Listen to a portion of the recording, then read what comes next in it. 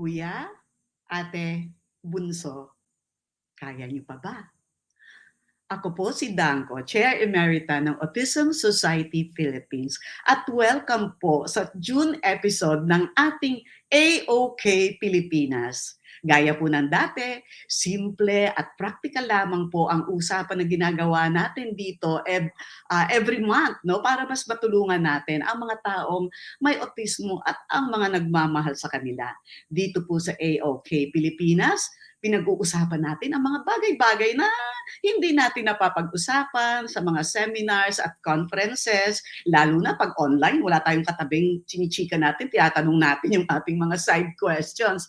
At nagagawa po natin ito sa Autism Society Philippines kasi napakarami nating mga partners at mga kaibigan. Partners na kaibigan pa, mga respetadong professionals at grupo ang sumusuporta sa ating web show, kagaya po ng Philippine Society of Developmental and Behavioral Pediatrics, napakahirap naman, Neuroscience Division ng Philippine Children's Medical Center, Ateneo Autism Study Group at ang Smart Parenting. Kaya samantalahin po natin tuwing AOK magtanong ng magtanong at pipilitin naming sagutin sa loob ng 1 oras. Okay? So, tayo pong mga mommies and daddies, talagang pinag-aralan na natin o kabisado na natin ang tungkol sa ating mga anak na may autismo. Hindi ho ba? Attend tayo ng conferences, basa tayo ng basa, Google tayo ng Google about autism. Kaya lang minsan, aminin, di na tuloy natin napapansin ang iba nating mga anak. Di ho ba? Naku, mamaya hindi natin alam, may mga hugot na pala sila. Kaya today, 2 po ang makakasama natin na mapapag-usapan ang mga pinagdadaanan at pinagtatagumpayan ng mga kapatid ng ating mga anak na may autismo. Ang una nating kachika ay isang marketing specialist from a software development company.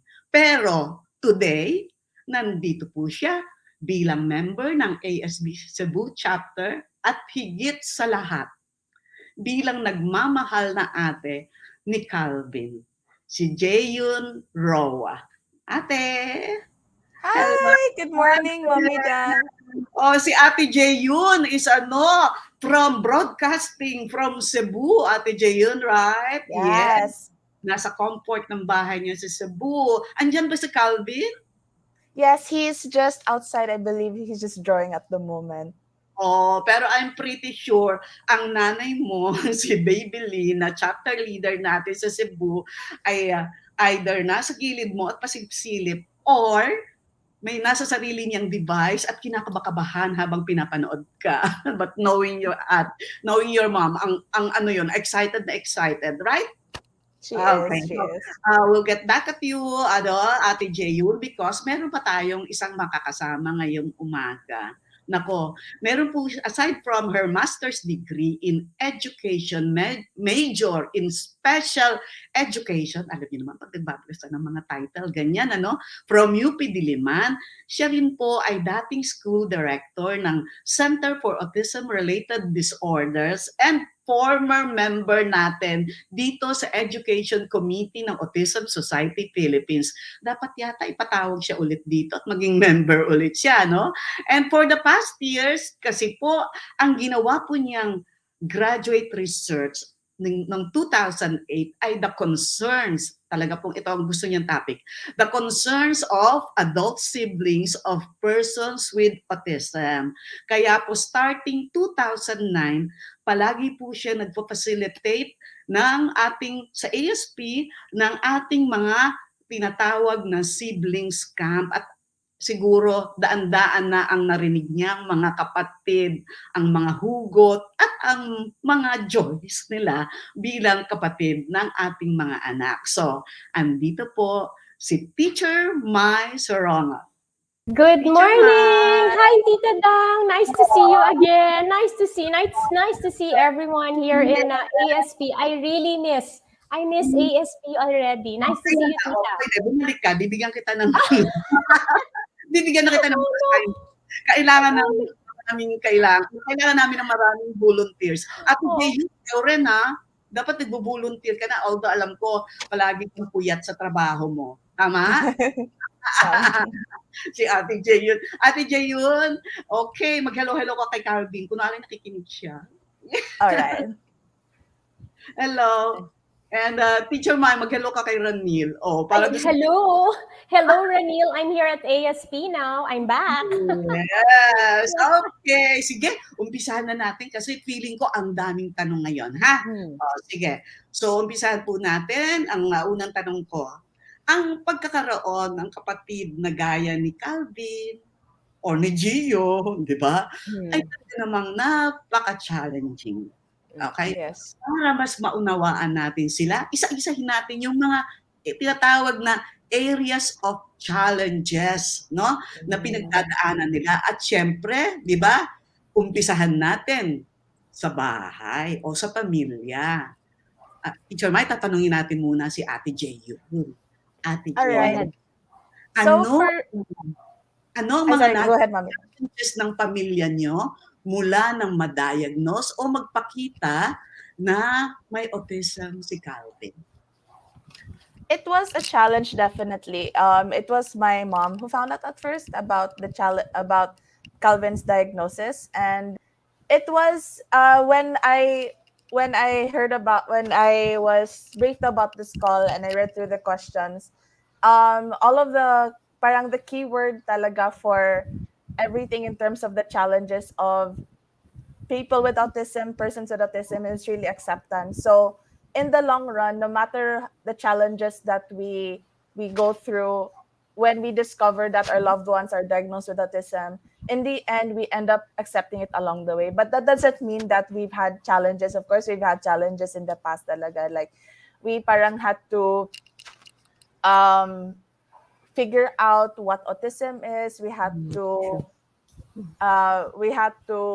read about the symptoms, about why the person is like this. And then Calvin is currently since I'm 26 years old, Calvin and I have a 2-year difference, so he's 24 years old. So throughout the 24 years of his life, every day we parang discover new things about autism and also learn on how we can go around it. So in terms of the household challenges, since Calvin and I are the only 2 children in the house, he's my only sibling.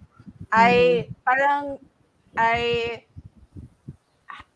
were times na my parents would always prioritize his needs first over mine. And since I'm currently 26 years old, I'm an adult naman, so I pretty much understand why this is all happening. But when I was a kid, I really was so...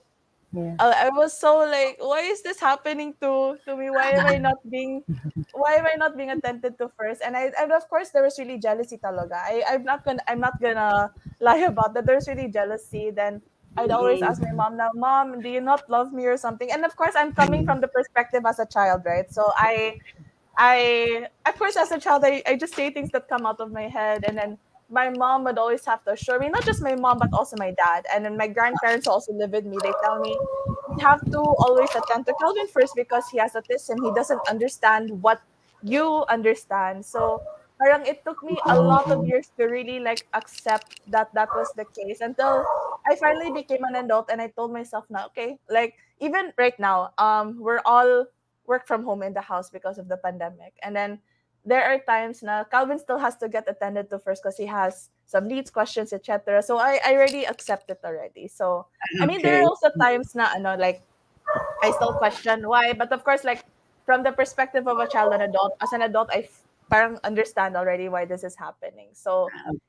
that's basically like the general perspective of the challenges at home. But again, like as an adult right now, I understand everything that I understand all of the parang why I had as a child and everything. So very positive, Ate J, yung family niyo kasi parang hindi niyo talaga how to understand autism. No? At doon sa kwento ko, naalala ko yung sabi ko sa anak ko for dinner. Sabi niya, siguro binigay ko kay Gio yung ulam or something. So sabi niya, Mama, Gio is the king of the house here. Okay, Teacher Mai, aside from jealousy, binanggit ni Jayu. Ano ba yung Mami Tita Dang, Dang? Okay. Tita Dang, sorry. Tita Dang, sorry, I cannot hear you well. For one, I apologize. There's a dog barking. dog? That's Yes, okay. from our Naintindihan neighbor. Okay. So they're naintindihan really natin. awake now. Sorry, So, Tita Dang, I was not able to so get your yun question a nga, while ago. sabi ko, aside from yung sinabi ni Ate Jeyu na jealousy, ano pa ang challenges ng ating mga kapatid, no, sa loob ng bahay, sa pamilya, no? Kung paano mabuhay yung pamilya with a brother like Calvin. Okay, so another thing, when I was listening to Ate J, the first thing that really entered my mind, this is based again on the stories that were shared by siblings of all ages. Now, usually when we did the SIBS camps, siblings camps, okay, we would be tackling, let's say, ages from usually teenagers. Yeah, that's usually the crucial years of development of a person, or the puberty years, no? And then the adults, usually the college, and very, very few, wala pa naman kaming mga nasa stage of marrying already, no? But usually the puberty stage. One of the prevailing things that they would often say is that, or say, no, they would express is that they felt like they were not quote unquote special. They were confused with the word special, okay? Because they feel like the word special is only confined to their children, to their brother or sister with autism. So they're confused when they're saying, am I not special also? But I'm also a child of my mom and my dad. But how come, no? How come whenever the word special is used, it's only exclusive to my brother or sister with autism? So in that sense, they're also confused. They feel like they might not be as loved by their parents because they do not have the condition. That's why, straightforward, bluntly said, no, they would say during the sharings, whenever we would have the SIBS camps, sometimes, no, they would really say it, sanya, sana alam nyo, ako rin sana may autism na rin. Kasi if I have autism, I'm pretty sure my parents, my mom, my dad, my mama, my papa would also pay attention to me. So that, no, aside from the jealousy, they're really confused with the special word, no, because again, I think the battle cry really here, which was again mentioned already by you, Tita Dang, in the beginning, okay, that they also crave for attention, no, for affection also from their parents. No, oo. Kaya ngayon, di ba, parang gusto na nga natin iwasan yung terms na special, di ba? Learners Yes, special. Parang hindi na. Special naman kayo lahat, Ate Jayun. Okay. So, Ate Jayun, labas naman tayo ng bahay. Yan. Yung mga, may kalaro ka na, di ba? May kaibigan ka na, may mga classmates ka na. Ano naman mga na-experience mong challenges doon? there Ate are Jay. also challenges with the By the peers way, and the si Ate friends Jay, as well. by the way, sorry. Si Ate Jay yun, English yan ang English kasi mas magaling daw siya sa English at Bisaya kaysa sa Tagalog because I asked them na magsalita ng Taglish. So, i-Englishin daw niya. Okay, Ate Jay, well, sorry. Thank you, Mommy Dang. So yes, just like the household, there are also parang challenges with the peers, the classmates, and the friends as well. So again, Calvin and I have a 2-year difference naman. So basically, our age is parang the same. So we grew up with the toys, with playing together. Then parang when I was a kid, I did have some friends, like as we were toddlers and everything. We also had cousins. So there are some times na my friends would accept Calvin to play with us, even though he doesn't play just like us people. Like parang we took the time to adjust to him just so he could understand the things we were playing. At the same time, as we were growing older, as we were reaching our parang puberty stages and everything, I did have some parang friends and classmates who really didn't understand parang Calvin's condition and all. So I really did, looking back, I did feel bad when there are times I parang had to isolate Calvin because I didn't know how do I say this? I didn't know how to parang bring him into my circle because my friends really didn't understand what was going on. So parang at that moment I was very selfish for choosing my friends over my siblings first, and then yeah, so that was like bring the challenges. My friends who were still like we were all kids during that time, we didn't we had a hard time grasping what autism was and everything. So, and then usually when we would have family days sa high school namin, there were times I parang felt ashamed. I know this is like, I'm just parang speaking the truth here. Like I felt ashamed to bring Calvin because I was scared that he might get discriminated. And there were also times in high school where I got bullied for having a sibling with autism. So yun. Pero again, as I am 26 years old now, and as I'm an adult, I have an understanding of what autism is. And I also take the time to also tell my friends right now who are also of my age group and who are also like a little older than me, they also have an understanding of what autism is already. So whenever Calvin and I go out together, I always take the time. If I run into a friend in the mall or in a public place, I take the time to introduce Calvin. Calvin also says hi. So usually when he sees me with a friend, he just goes directly to the friend and says hello. Then parang that friend already understands na Calvin has autism. So they also say hi back and take the time to Okay. parang say hi as well. So Yeah, yeah, those yeah, were the yeah. challenges I had with my Okay. peers as I was growing up, Ah, from a child to an adult. So okay. Okay lang naman yun, Ate Jeyu, na ikwento mo yung dati mong naramdaman para mas maintindihan ng ating mga magulang ninyo na may mga magulang kasi kung kita-kita namin na very ano ka na, 'di ba?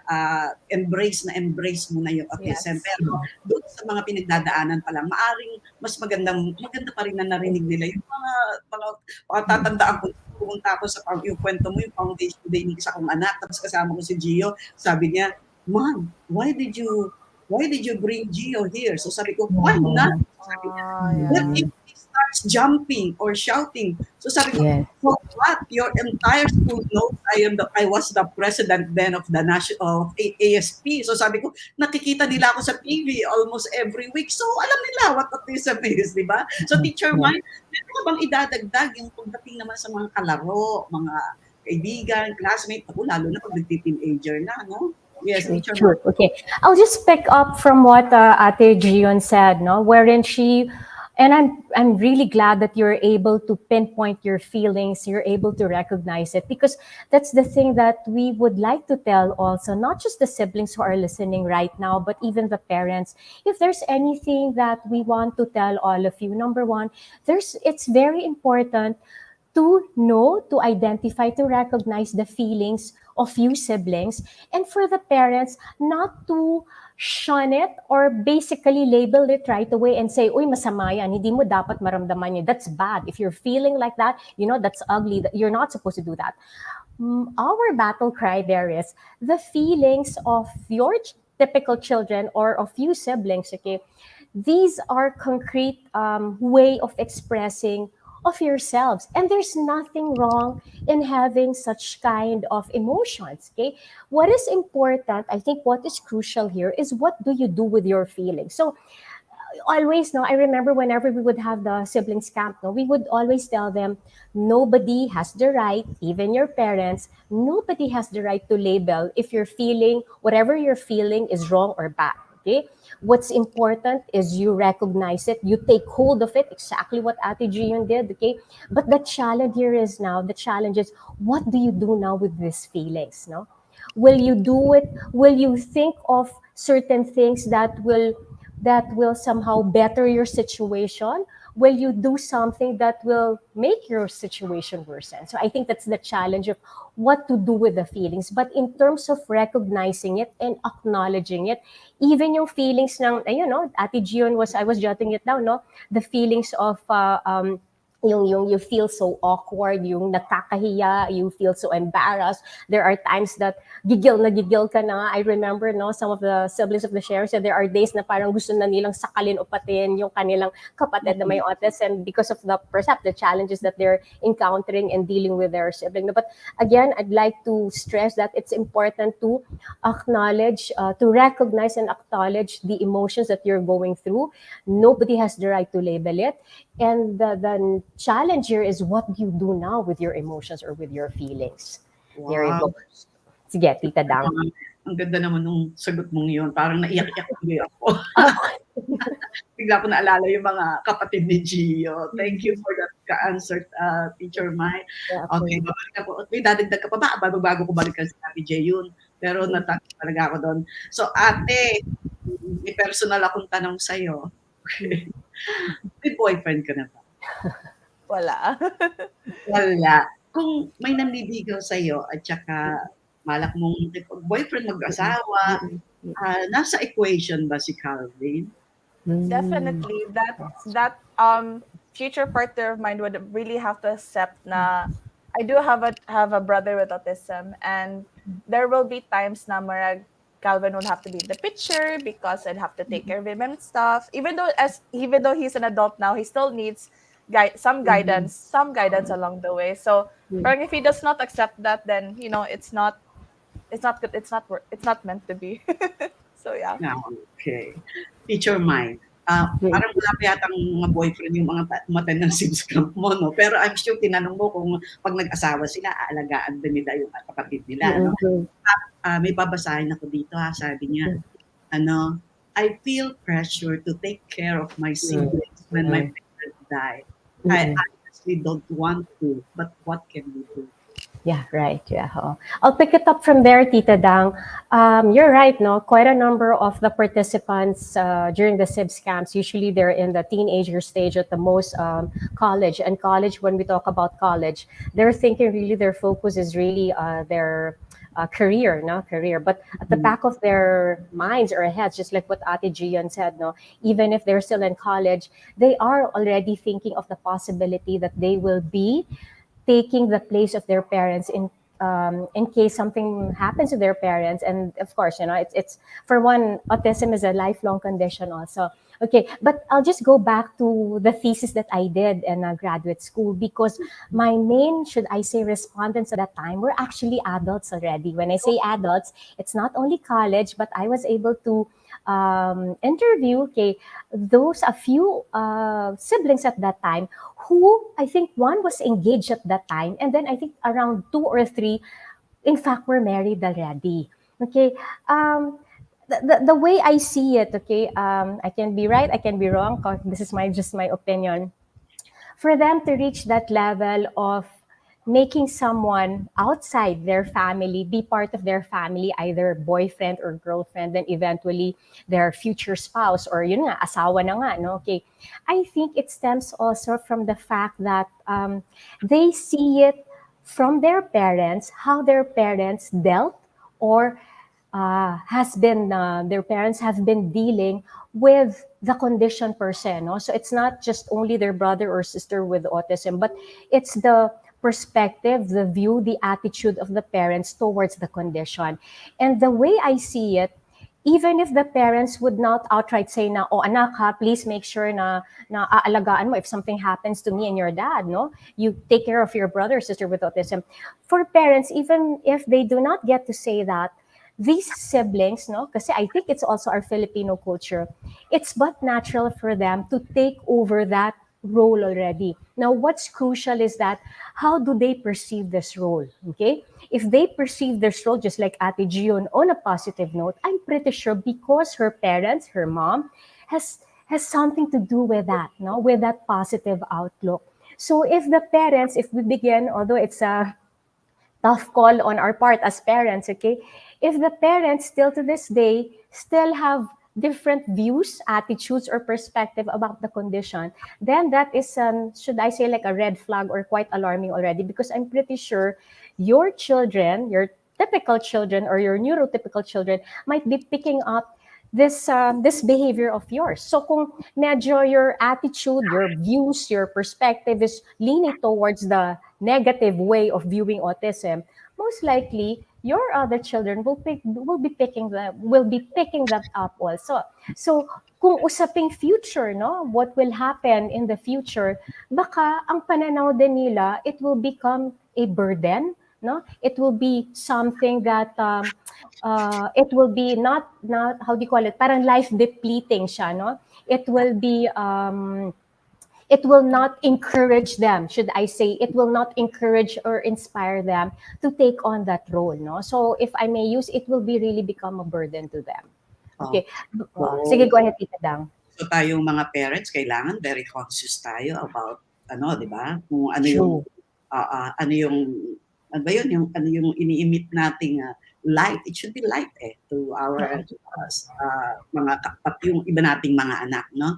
And I remember, and this is not hindi, I'm not judging, pero siguro yung ibang parents dahil hindi pa rin nga nila accepted, na hindi pa nila accepted. So I heard merong mga families, they cannot even say the word autism, no?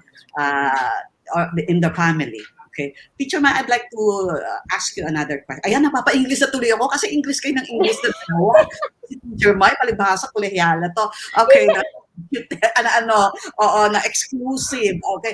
Teacher Ma, marami din naman akong narinig na mga kwento na yung ibang namang mga kapatid, no? Even took up SPED or speech therapy or OT because gusto nilang makatulong sa kanilang mga kapatid. Meron ka bang masasabi tungkol dito sa iyong experience sa SIDS camp? Yeah. A lot, Tita Dang, and even Ate June, ang dami, no? In fact, it's not only in the SIBS camp, but even my thesis, okay? It both showed that siblings who have not just only with autism, but a brother or sister with other conditions, because of your so-called unique situation, you have become what? Extra patient, extra kind, no? Tolerant of other people, no? And because of that, you've seen, tsaka sanay kayo, yung tinatag na teamwork, no? Kaliwat kanan, there are other professionals helping out your brother or sister with autism. And because of that, no? Because of that kindness, no? Genuine kindness, no? The trust that you have, the patience that you have, usually these siblings, okay, you tend to choose career, no? The careers that you tend to choose for yourselves are leaning towards what we call the helping careers. That's why quite a number of you siblings enter the professions of binanggit ni Tita Dang, no? Speech pathologist, OT, occupational therapist, some physical therapists. Pero usually isa usaping autism, speech and OT yan. Some even enter nagiging specialist teacher din sila or SPED teacher. Some would go through they would do social work, and quite a number, in fact, we should not be surprised anymore, they go into pediatrics at sinusunod nila yung yapak ng isa nating pinakamamahal, if I may say so, pinakamahal na doktor, no? Mahal, hindi mahal expensive pero should I say well-loved and well-respected si Dr. Alexis Reyes. So hindi lang basta pediatrician, some of them would even take further studies. They would also take developmental pediatrics, because again, of their unique experience of being exposed to their brother or sister with autism, which made them what? Again, very compassionate, very very kind, very patient, highly tolerable of different kinds of people, with different personalities. I think that's the bright side of having a sibling with autism. Kasi when one is born, di ba, in a family na palagi katilang may autism, nabubuksan yun lang yung kayo sa school ng kapatid ninyo, di ba, makita niyo yung mga klase niya. Okay, so Ate Jayun, meron ka bang nare-recall na experience na nagkaroon ng discrimination sa inyo? I wouldn't really say discrimination, but more in my case, just like what I explained before, like when I was in high school, I did get bullied for having a sibling with autism. So, yun, like, and with how I dealt with it, more like as a kid, I just parang hid from the problem. Then I tell my mom, now, Mom, why am I being bullied for this? Me as an angsty kid, I was like asking a lot of questions, like, why is this happening to me and everything. So yeah, and that's my parang very general example. Yeah. Okay. Kasi iba nababasa natin yung nasa restaurant, may napanood K-drama, di ba, na talagang naging issue. Na, ikaw, Teacher Mai, ano yung mga narinig mo na mga naranasang discrimination ng ating mga kapatid? If not, well, you've mentioned it already, Tita Dang, no? There were instances that they were in the restaurant. They were not exactly asked to leave, but more than they would in fact get a lot of stares, no Tama. judgmental stares Mm. from the other so-called customers also. Mm. um, Usually in malls also, no, the minute that of course there's an issue wherein all of a sudden we know that with the condition of autism there are a lot of things going on. It's quite difficult for them to process what's going on, no, around them, no, so they would often manifest this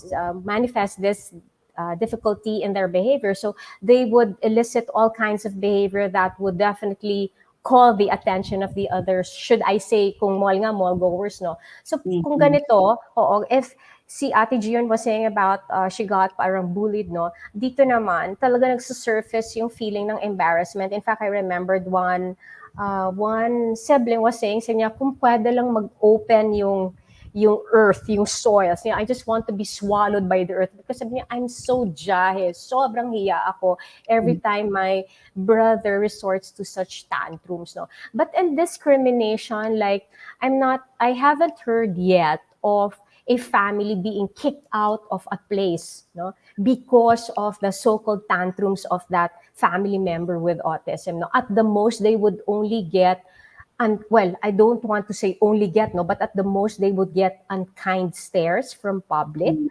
True, because true. of the so-called challenging behavior of the brother or sister with autism.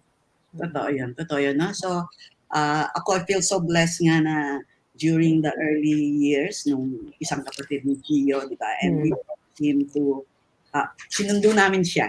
Napapa-English ako sa inyo dalawa. Okay. And then, Sinundo namin siya sa isang party, no? Tapos nung paglabas niya, naglalaro pa sila, nakikita kami ng mga kaklase niya. So, tinanong ko siya, well, Englishero din siya, na sabi ko, are you embarrassed? Do you mind that me and you are here being seen by your friends? Tapos sabi niya, oh, why? He has autism. They know he has autism. So, ganun lang siya. Ganun lang. No? So, tuntua ako doon. No? Pero Ate J yun, medyo dumarami ng tanong eh. Okay. yeah.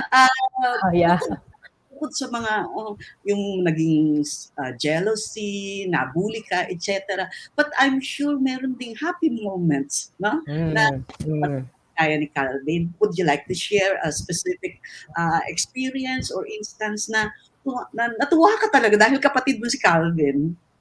I have a lot of proud moments of Calvin. Like one of the key, parang what really makes Calvin is that he's a very artsy person, and it really comes to show sa mga, because he's recently joining yung, what's the name of the weekend activity? Oh my god, I forgot. Pwede. ASP, yung Pwede. Pwede, yes, there you go. He's been joining the mga Pwede activities since the pandemic started, and he's been parang I get excited when we have mga art activities because his artistic skills really come out. And then usually, like, there are times na I have to sit next to Calvin just to guide him sa activities, but when it comes to mga art activities, I'm just only there sometimes because he parang takes the lead. So I'm very proud na of Calvin in that aspect. And then before the pandemic happened, we used to have Angels Walk in SM sa Cebu every year. And then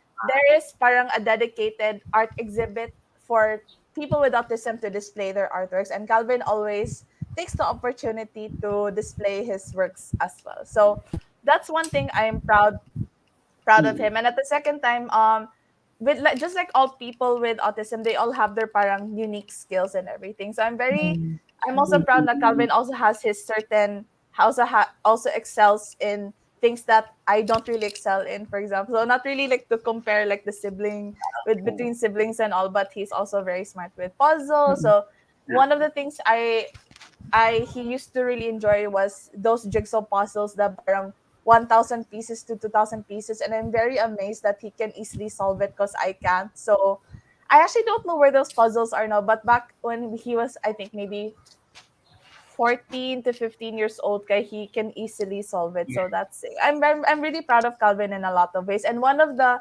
grateful opportunities I had of Calvin was when he got accepted for Autism Works and he got to work in SM here in Cebu. So it was me and the family were also proud. So we would bring him to the naman. SM groceries every morning. And then me and my friend actually had the opportunity to make a video for him. Okay. I think it was broadcasted in CNN if I'm not mistaken. So Yes. it was my first time seeing Calvin on the flash, like really doing all the work and everything. So Wow. parang because we have to narrate na he had to kanang Mm-mm. he arranged the cards, he cleaned the mga Okay. items, he bagged. So but I was so as a sibling I was so proud because I didn't have the opportunity to see him do that because I think I had work during that time. It was very early in the morning, so like baka I was still at home or in the office. So like, when I saw it the first time, I was like, oh, it's a really nice opportunity for him to do this and also kind of Yes. I have a lot of proud moments of Calvin, honestly, like very Oo. proud. Ate Jayun, panoorin mo si Calvin sa ASP TikTok, sa Mm. Reels, yan. Ah, May mga stars natin lumalabas doon. Okay. So, marami na akong nakikitang mga kapatid, no, na nagko-comment, no? But before yes. that, mag-comment din kayo naman, magkwento din kayo kahit na sa chat box, ano rin yung mga happy moments ninyo kasama niyo mga Mm. kapatid. Teacher Mike, Mm. ito na lang ang, well, this is the last question for you. I'll answer, Ate Jayun, another question, no? Si Ate Jayun, binanggit niya kanina yung paano sila nag-deal, no? Ng challenges ng autism sa family. Dun sa iba pong mga kapatid, ano-ano po yung mga, ano-ano pa yung mga issues, concerns nila in the future, and how do you think, or how did they say they will address or deal with these issues and concerns? Malawak na yung tinanong. Okay. I'm sorry. Okay. Hello? Is it Ate Jeon? Yes, Ate Jeon, or I'll answer Tita Dang. Teacher Mai. Ay. Teacher Mai. Okay. Yes, I'll go Ah, first. Yeah. Sorry, I was not able to hear you well, but anyway, I was able to pick up. Tita Dan, can I just go back to your sharing a while ago, wherein you had to process one of your boys when I think you brought Gio mm-mm. to the party, hinatid mo ba ho? Yes. Can I just pick it up from there? Because Sure. it's one tip already that we can give to the parents and even to the siblings also, no? One Mm-mm. is, it's very important to have an open communication in the family. And I like what you did, Tita Dang, wherein you on the spot right there, okay, you had to ask your son how he felt when you brought with you Gio to pick him up. Parang pick up or bring something, Yeah, no ho? pick him up. Yes, yeah. Party.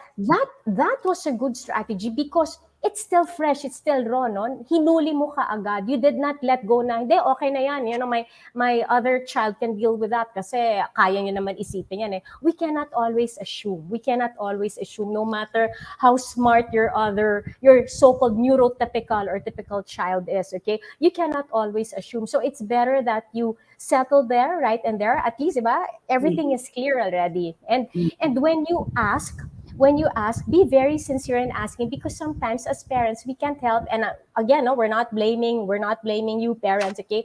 We become so defensive also. But if you ask sincerely, you want to convey that you are also concerned with your other child, no, your typical child, then that child of yours will really truly feel that you are also concerned with him or her. No, miski wala siyang autism, concerned na concerned ka pa rin sa kanya. The fact that you are asking how she is or he is with that situation, if he is comfortable or not, the fact that you made that effort to ask about that, what he or she is feeling at that time, that is already very, very important. So that says so much already as to how important you see him or her, as important also as the brother or sister with autism. Okay.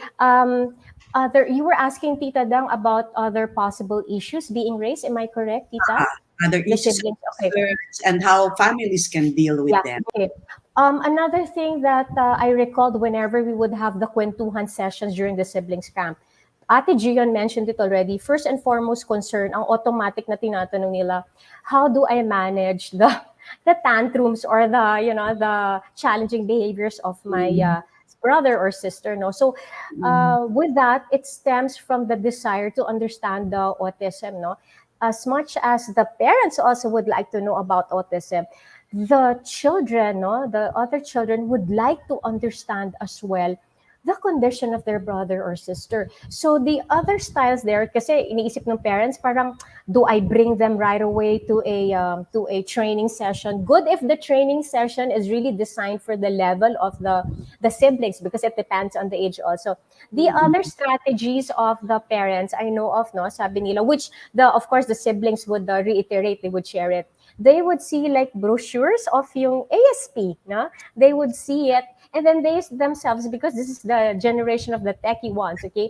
They would tend to, of course, search for Google. Yun lang nga with Google, we're not sure if they are in the right website, or if ever, most likely they have more questions in their mind. No? But the fact that they are coming up, they're taking initiatives to understand the condition of of their brother or sister. That is one concrete thing that they feel that is a concern on their end. No, for them to know the strategies on how to deal with their brother or sister. That's why it's good also if there will be perhaps modules, if I say, or even simple orientations to siblings, no, about autism. Hand in hand with that is how do they deal or manage with their how do they deal or manage their brother or sister with autism. Yun lang nga, this is the challenge, because how do you now design this? But with all the creative and brilliant people of Autism Society Philippines, I know you can come up with training modules or orientations fit for specific age groups of siblings yan. Oo. Tawagan ka Ano, namin, Teacher Man. nandyan si Ma'am Mona tsaka si Teacher Ceci Cam. Okay, okay, alright. Yeah. Sige. Yes. You want to add something else, Teacher Mai? Sorry, I think Yeah, oo. And then I'm sorry, although I've mentioned it already, but the way I feel it honestly, no, this is again my own opinion. I think it's really still the open communication within the family. No, easier said than done. Easier said than done. But I feel like if we're able to do this, make it a habit, make it a practice, that communicating, expressing, no, one's feelings or ideas to each other, parent, child, no, sibling to sibling, okay?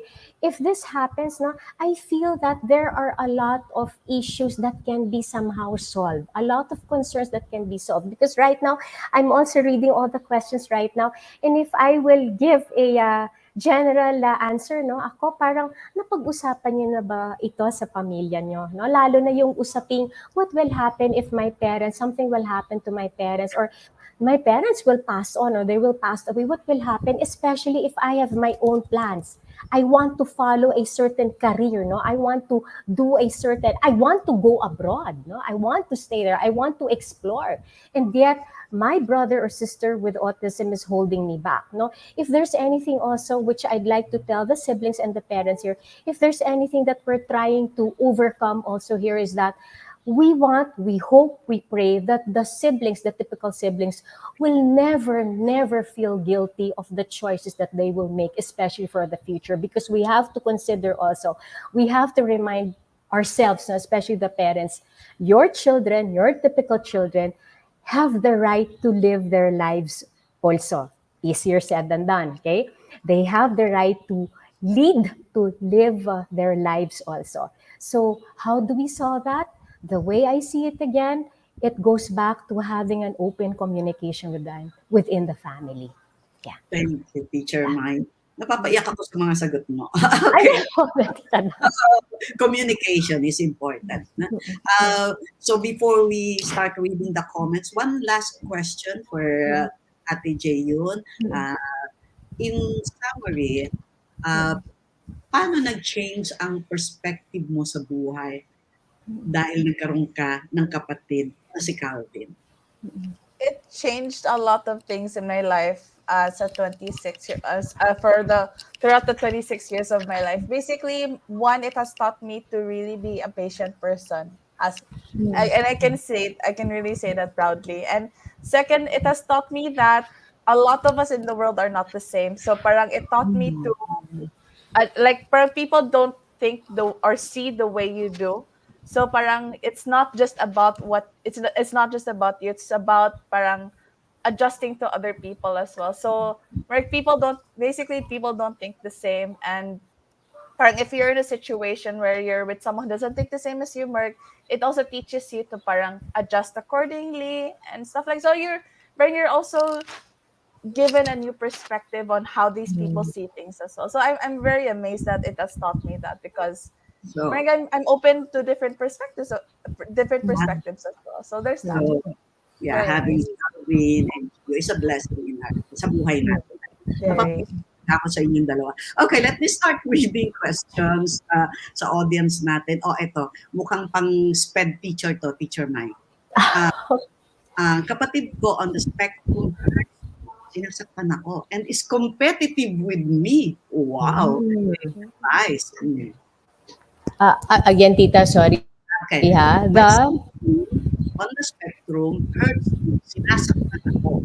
Sinasaktan, okay. Yes, and competitive siya sa akin. So siguro, pag siya naman ang pinupuri, ewan ko baka or siya yung sinasamahan ng nanay-tatay. So competitive daw. What's your advice?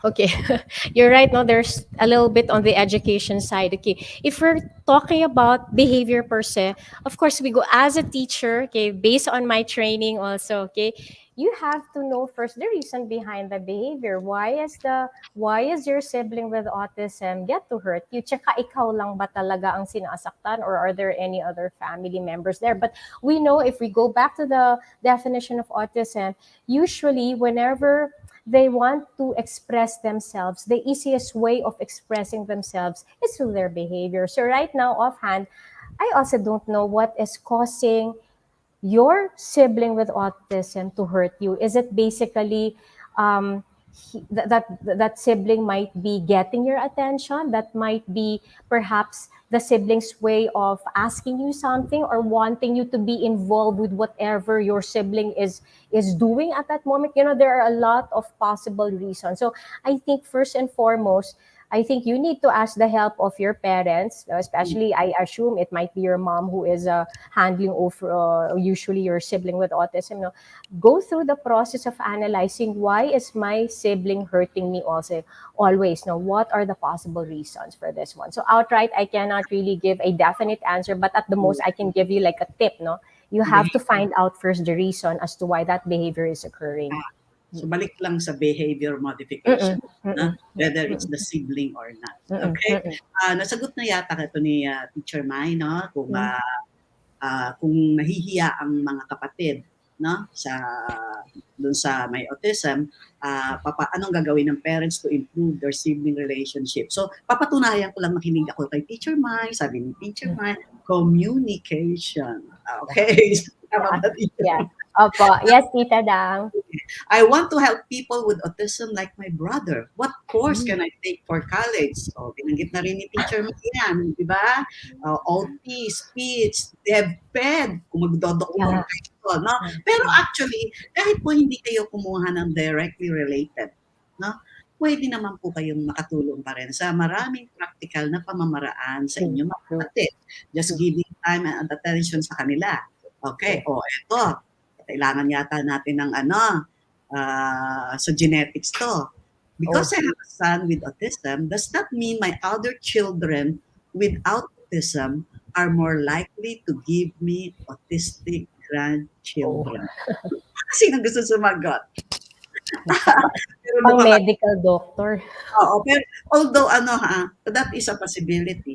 Okay, that is a possibility kasi ang mga studies ngayon are pointing to genetics. Pwede siyang sulpot kahit sa ang branch ng family. My family and I want to go abroad for better opportunities. But they said we will be denied if I take my sibling with autism. I am developing resentment because he is limiting our options.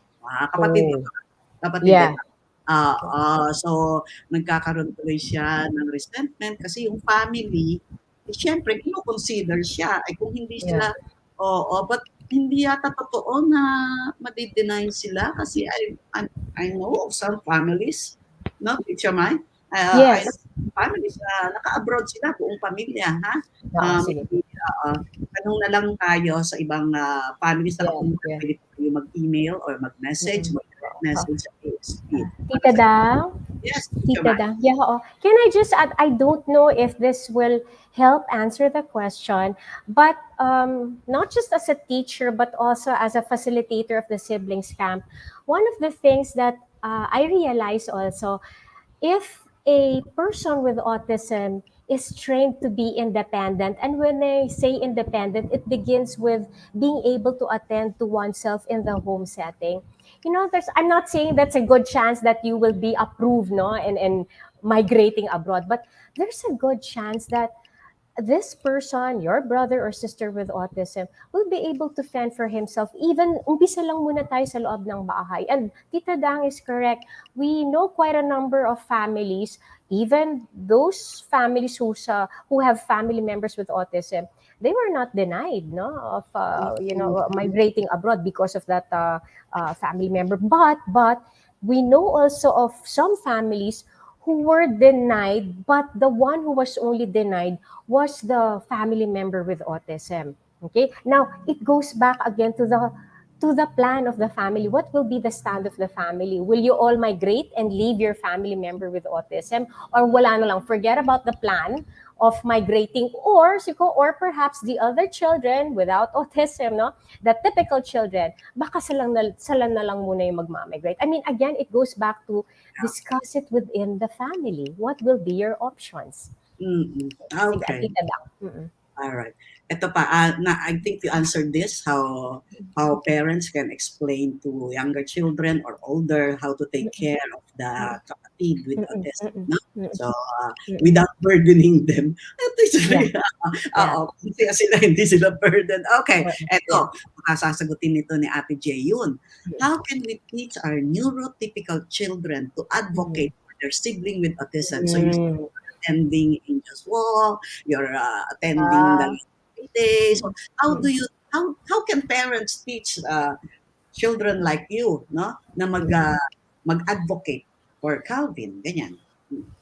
for me, the keyword is really acceptance. Like once you have acceptance that you know someone of in the autism spectrum, then it'll be easy. But you don't have to do a lot of effort to really like parang advocate. As long as there's acceptance, then there's there. It's also good to parang join yung mga activities that help Mm. Mm. show Mm. parang advocate for autism and everything. But really it's really all about acceptance. If you have acceptance, then it's easy for you to Mm. parang in a way educate your peers, your friends, your classmates about it. So there's that. Like that's for me, like that's the one keyword that can help out. Yeah. Advocating naman does not mean na ano ka, parang rara na ganyan, but even yung Mm.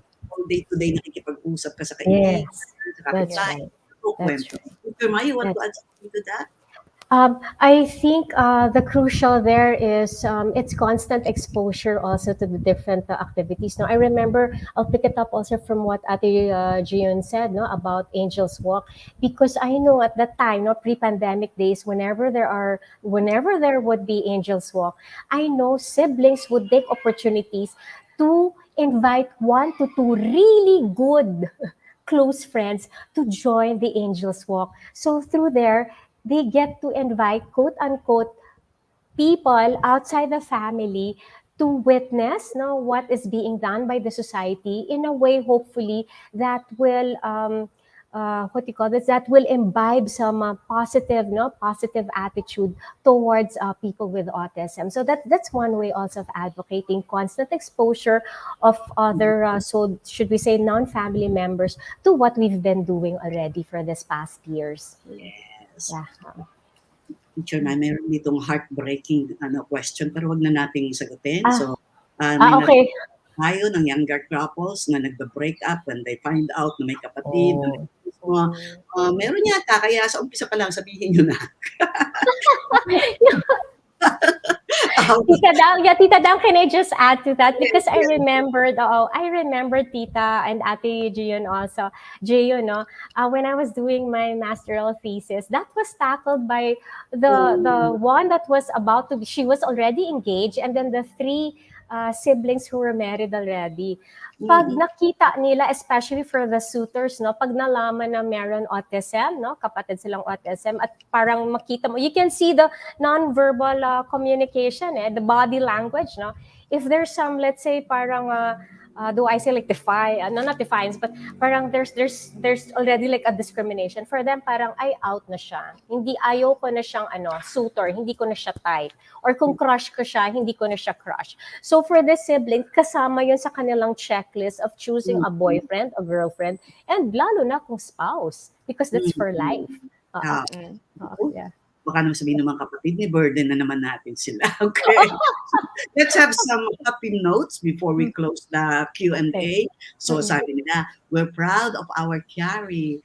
He loves to massage my feet knowing that it would soothe my tiredness. Grabe. Ito naman, sabi niya, may brother daw silang with autism. Siya daw OT. Tapos yung isa niyang brother, speech pathologist. At yung isa naman ay magiging clinic psychologist. My God, talagang sila, united, no? Lahat ng nilang course ay tungkol sa kanilang kapatid. Okay? So, i-close ko na po ito ating Q&A dahil malapit na matapos ang oras natin. We have 4 minutes. Pero bago po yan, i-remind lang natin na lahat ng mga activities ng ASP ay online ngayon. No? So, kagaya andito si Ate Jauin from Cebu. Buti na lang, online tayo. Kaya madali na tayong makakuha ng mga guests at madali na kayong makasali sa mga ASP activities. So, abangan na lang po ninyo ang next episode next month, no, ng July ng ating AOK Pilipinas.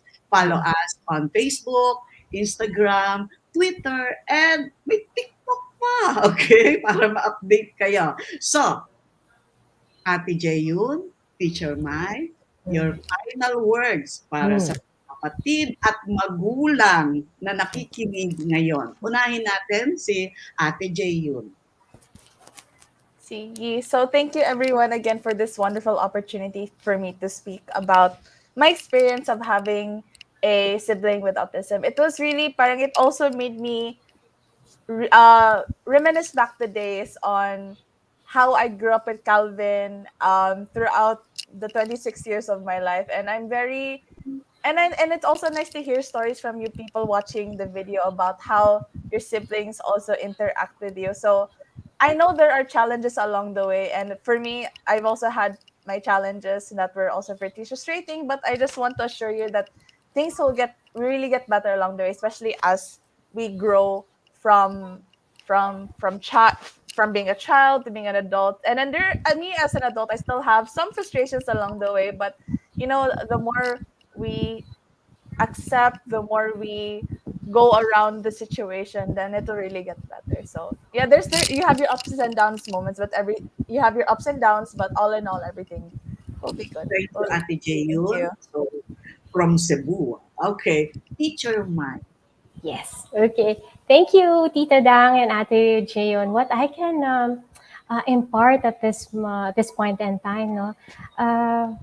Usually, when a child is diagnosed with autism, the first and foremost people who get the immediate attention, the immediate support is, of course, the child that was just diagnosed, and of course, the parents. No, they're usually immediately, of course, referred to Autism Society Philippines, and of course, we know that ASP also, they have their support groups. No, but as support and attention are given to these family members, there's a tendency to always forget that there are other family members wanting also, desiring also to be acknowledged, no, of their roles, no, of their presence in dealing with autism. No, often they're the least prioritized in terms of giving support. No, there are times that in fact we tend to forget about them already, no? But let us keep in mind that when we talk about family, we do not only talk about the child with autism, the parents of this child, but when we talk about family, we also talk about the siblings of this person with autism. Okay, so let us always keep that in mind. And just like what I said a while ago, no, I may sound like a broken record, but the key really here is open communication. Easier said than done, but I'm very, very sure when we practice, no, when we become conscious of the open communication, it becomes a natural thing for us already to basically openly, share, express whatever thoughts or feelings we have, parent to sibling, sibling to parent, so that as a family, and it's always a key word that we use when we deal with autism, we really work as one, we really work as a team in dealing with all the challenges and issues faced by the entire family when it comes to autism. And last message, no, last reminder, no, let us always remember that yes, there are challenges. No, that was overemphasized already by Ate Jay, but let us also remember that apart from challenges, no, there are joys that we need to celebrate also when we have a family member with autism. So let us always remember those joys so that we will always learn to celebrate. Okay, that's Yes. all. Thank you. Thank you, Teacher Yeah. Rai. Naku, kanina nakikinig ako, naiiyak ako. But suddenly, naalala ko yung sinabi nung isa namin facilitator during Mm. yung inner healing. Kasi karamihan sa atin, may mga hugot sa mga magulang. Di ba? At ang laging sinasabi sa amin nun ay, tandaan nyo lang na kung that your parents did the best they knew how. Kasi first time nagkaanak, first time first time ding nagkaroon ng anak na with autism, not challenging. So, parents, alam ko pang kapatid ko, parents, let's not be harsh on us. At for the rest of the other siblings, kung may nagawa kami mali, yun lang ang alam namin during that time. Ayan, naiyak na ako. Okay, so salamat po sa mga nanonood sa isa na namang episode ng AOK Pilipinas. Kita-kits po tayo ulit. Every month po ito. So, first Saturday of July po tayo para pag-usapan ang mga paksang relevant sa. Kung may suggestion po kayo, ako may mga nakuha akong suggestion doon sa isang chapter nung mag-meeting kami. Mag-direct message lang po kayo sa Facebook ng ASP. So, on behalf of the Autism Society Philippines National President Mona Veluz at sa lahat ng bumubuo sa ASP at ng ating guest, si Teacher Bai at si Ate Jayun, ako po si Dang Koe, nagpapaalam. Ituloy po natin ang pagtanggap, pagkalinga at pagbibigay halaga sa Pilipinong may autismo. Mabuhay po ang isang gising na AOK Pilipinas.